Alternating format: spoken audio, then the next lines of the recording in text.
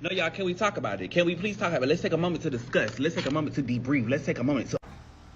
Okay, so yeah, let's take a moment to discuss and debrief.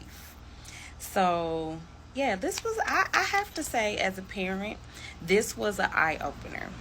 Now, I have children that range from 22 to 15. There's five of them. The last three that are still in the home, 18, 17, and 15.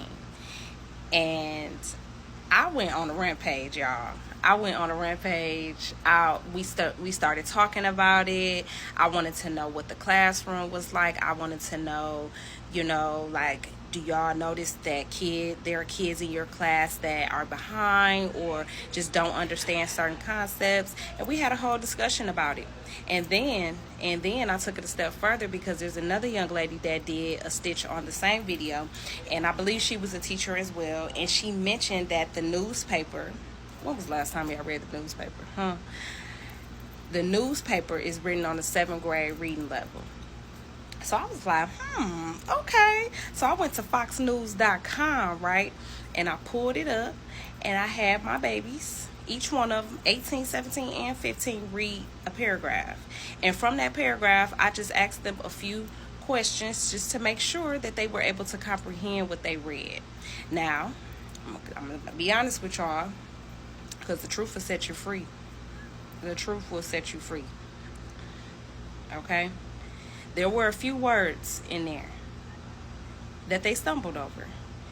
Not in the sense like they couldn't understand in context what it meant, but they don't use those words on an everyday basis. When you're in your home, you're not really using vocabulary words or I will say this, my ex, he used to study vocabulary words. He used to read books that strengthen your vocabulary. So on purpose, he was trying to train himself to have a broader vocabulary. That's a different type of person. We're not talking about this.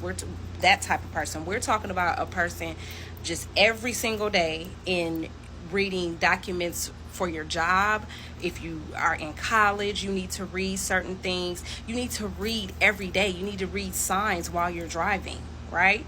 So if your kids don't know words that are used in everyday literature, newspaper, work documents, even a employee manual, or when you get your insurance. When you sign up for insurance and they send you your packet of information explaining what your insurance entails, people don't read that.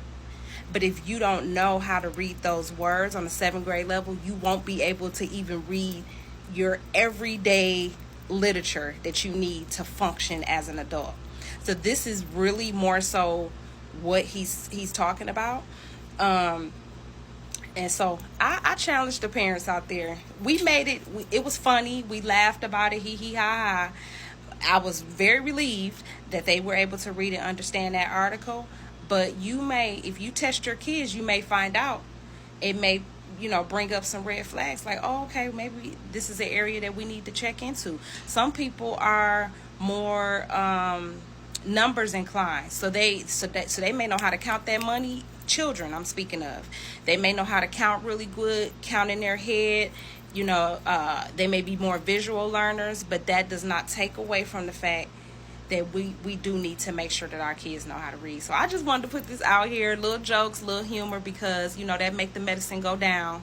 But I challenge the moms out there, single moms, make sure y'all sons and stuff know how to read. Your daughters, make sure they can read a news article. ABC.com, foxnews.com.